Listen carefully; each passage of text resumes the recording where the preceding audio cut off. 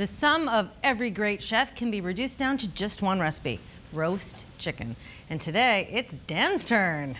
So, Julia, I will actually argue that grill roasting a chicken is the next level. So you're breaking the rules already. You're not going to roast it. I'm not even going to roast it. I'm going to go to the grill. So the grill is fraught with all of these problems when you try to roast a whole chicken. And we're not going to spatchcock or butterfly this. We're not going to treat it in any special way. We're just going to go straight onto the grill with some really simple prep to it. So this is kind of the ultimate, super simple grill roasted chicken. Okay, so first I have a tablespoon of kosher salt and a half teaspoon of pepper. Combine that, and then I just pat this nice and dry. And that looks like a 3.5 to 4.5 pound broiler chicken. That's exactly right, yeah. This is the classic chicken you see at the supermarket, and it's gonna be perfect here. You can do a couple of these if you're serving more. Awesome, so I have a tablespoon of vegetable oil, and this is gonna serve two purposes. One, we're gonna coat it nicely, and it's gonna help with browning. It's gonna transfer heat really nicely to the skin.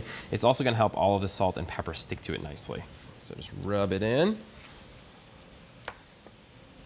Okay, now time for seasoning. So my mantra is always season high and dry. So it doesn't stick to your fingers, it gets good distribution, and seasoning up high also helps with that. And plus it makes you look cool.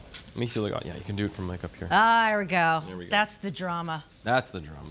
Okay, great. So we're not spatchcocking this, we're not doing a big breakdown or anything, but there are two really important steps that help it cook nice and evenly. And the first is putting these wings back here. Mm-hmm. That just protects the wingtips from burning on the grill. All right, great. And then the other thing is we want to get these legs to stay together. It's going to give it a nice compact shape. And the real key to it, though, is that you actually protect these thin parts of the breast from overcooking. This is really thick up here, not a lot to worry about, but up here it's real thin, and it's exposed to the heat when the legs are like that. So I have a small piece of twine here, and I like to go under on one side, over on the other side, and then just tie that off. And we'll clip the extra string. So that bird is prepped, and we're almost ready to go out to the grill, but we have one more thing to do. Let me wash my hands real quick. So I lied to you a second ago and said that we weren't doing any seasoning beyond what we have on this bird. We are doing a little bit more seasoning, and it's in the form of smoke. Oh, okay. We're not going to use a ton of smoke on the grill. We're not making grill smoked chicken and really, really smoky flavor. We want to use it like we would any other spice, so just a little bit. And for that reason, we're going to start with a small amount. We only have 1/4 cup of wood chips. That's nearly nothing. It's a very small amount. You're going to get this kind of nice background flavor. It's going to taste like it came from the grill instead of the oven, but it won't be overly smoky. So I'm placing 1/4 cup of wood chips in the center of this rectangle of foil here, and then I do a business fold. So I fold up the bottom third and then the top down over that, and then I'm just going to crimp up the edges, and we'll have an 8 by 4.5 inch rectangle. Now this might seem very particular, and it is, and there's really good reason for it, and I'll explain. So what we basically want is just one layer of foil on the bottom here, so that when this hits the coals, it starts to heat up really, really quickly. So the final thing is we're going to cut 2 1-inch slits spaced evenly apart. Airflow is really important with a chip packet. So if I took these wood chips and I just throw them on the coals, what do? Incinerate. They just catch on fire. We wouldn't get much smoke, that'd be about it. So controlling airflow in a chip packet is really, really key. You want just enough to get in that they start to smolder, and that smoke seasons the chicken. Okay, so we'll pop it over here, and it's time to head out to the grill. All right. Okay, so we've got our beautiful setup over here with 7 quarts of coals. So we got plenty of heat power here, and we're gonna do a really cool setup where we're actually doing a bank on both sides. Oh, so the middle is gonna be empty. That's right, and so what we're really trying to do is mimic the heat of the oven. We want really indirect, moderate heat, so we can cook this thing really gently and get really juicy results.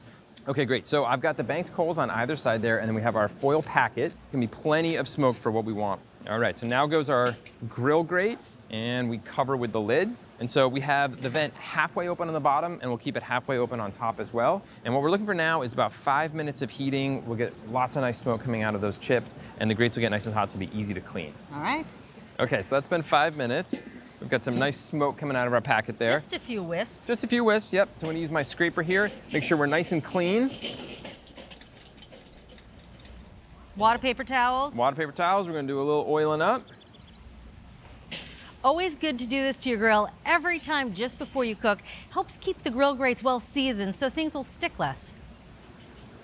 Okay, now it is time for our chicken. Put it on just like this. So the cavity's facing me, and we're right in between both banks of coals. So this way, whenever we render any fat, it's not gonna drip down onto the coals and cause flare-ups. It'll just go right into the bottom of the grill. All right, breast side up. Breast side up, exactly. And so I'm gonna put the lid on. I'm gonna put the vents right over the chicken here, And that's gonna do a couple of things. The first is that we're gonna get really even heat. If we put it over one of the banks of coals, we draw more air and we end up getting, hotter coals on this side. So this will be nice and even. It's also gonna make the smoke kind of pull up this way. So we'll get some smoke on the chicken, but not too much. So we're gonna cook this until the breast registers 130 degrees, which is about 45 to 55 minutes. All right. Okay, so it's been about 50 minutes. Let's check this guy out. Starting to look good. Now you can see he's got some smoke on him. You get a little bit of that nice color there. So I'm gonna go in the thickest part of the breast and I'm looking for 130 degrees. And that looks perfect, 131. Well done. We'll take it. All right, so now we're gonna do some really nice browning. We've got indirect heat to get it really juicy to this point. It's a little pale. A little pale, and that's why we've got these hot coals over here. So I'm gonna move it over, but before I do that, I need to make sure I get the juices out of the cavity here. If we don't, they'll come down here, crash onto the coals, and all that soot and all that. We don't want that. So I'm just gonna go right into the cavity and gently pick it up, bring a bowl underneath, and just give it a tilt. Awesome. So now I'm just gonna put it backside down, breast side up, right on top. You can already hear some of that nice sizzle. Yeah. So I'm gonna cover the grill and we're gonna cook this for about 5 minutes until the back is nice and golden brown. Oh yeah.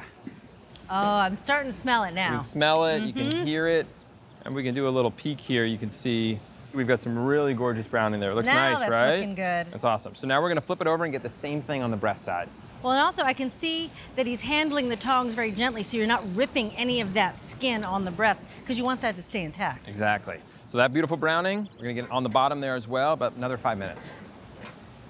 Okay, so that's been 5 minutes. Some nice searing going on. So let's take a look at that. Ooh. That looks good, doesn't it? That looks great. So we're gonna pop it over here, over indirect heat again so we can take its temperature. And this time we're looking for 155 degrees. We're actually gonna let this rest for 20 minutes and we'll see that we come up past 160. Beautiful, so we're at 156. All right. We are good to go. So we're transferred to our carving board here. We're gonna leave this uncovered so we get that nice crispy skin. And we can head in about 20 minutes we can carve. All right. Okay, so this thing looks and smells incredible. You get that whiff of smoke, right? Really, really nice. So this is rested for about 20 minutes. We've gained that extra 5 degrees from that sear that we did at the end there. So the only thing left to do now is carve and eat it. So I like to go in on the side here first. Oh my God, you can see those juices. That look so good. I separate between the leg here and the breast, and then I just do a little pop, make sure I can get that out of there. So then once we've separated this out, I like to do this right away, is to just kind of find that seam. It's a little less obvious once it's cooked. You can't see that line of fat quite as well, but it's usually a little bit more towards the drum than you think it is. And you just cut right through. You're just going through cartilage. And we've got our 2 thighs and our 2 drumsticks. And then I really like this orientation for taking off the breast. It allows you to kind of follow the curvature of the breastbone a little bit more. So the first thing you want to do is find that bone right in the middle and then come just to the left of it. And I like to start with kind of the long part of my knife, so I'm not digging in too deep. It gives me a chance to peek and make sure I got it right. And I'm just to the left of that bone, which is awesome. And here, it's all about taking your time. And so once it starts to come away, peeling it back is really, really nice move. You get to see more in there, and the more you can see, the easier it is. So here, I'm following it down, peeling back. And then you can get down to see this bone right here. That's where the wing attaches. So we're just gonna cut through. And then I like to make 1 incision on this side to separate that skin. And you've got your breast separated. Perfectly done. So just work on this side as well, same way. Awesome, so we come down here, see that bone. And again, I like to come over here and just make that 1 incision this way. And now you've got a nice clean view of your wing bone here, so it's very easy to take that off. And then you can do an easy split on that as well. So you've got your drum and your flat, and I like to leave that little tip attached there. It didn't burn because we tucked it away, it's extra crispy. And then just do nice thick slices on this. That skin is where we picked up most of the smoke flavor, so you want a lot of that. You're gonna get the best effect that way. All right, now it is time to eat. Not a minute too soon. Come on down here. Oh, that looks perfectly done. So if I had to guess, you want a drumstick. Yeah, you know me. Yep. But you also want to try the white meat. Of course I do. Right? A couple slices. This looks amazing. Oh, it's so good. Just a handful of ingredients: salt, pepper, oil, chicken, and wood chips. A little bit of smoke. Yep. You can see how juicy it is. Oh, perfect. Absolutely perfect. That little bit of smoke, it's just an accent. It's by no means overwhelming. It's like roasted chicken with just a little bit of something extra special. What's really nice is we have good grill flavor overall. Most of the time we cooked indirect, which is really good for evenly cooked meat, but that little bit of time directly over the coals We get all these little tiny flare-ups, and that provides a ton of flavor right on the skin itself. Dan, this is absolutely delicious. So there you have it. If you want to make the ultimate roast chicken, rub a 3.5 to 4.5 pound bird with oil, season with salt and pepper, and tie the legs together. Make a two-sided fire, add a wood chip packet for a little smoke, and cook the chicken in the center of the grill for about 45 minutes. Using tongs, carefully drain away any rendered fat and juice from the cavity before browning it on all sides. From America's Test Kitchen to your kitchen, a killer new recipe for easy grill-roasted whole chicken. Awesome. Awesome. Awesome.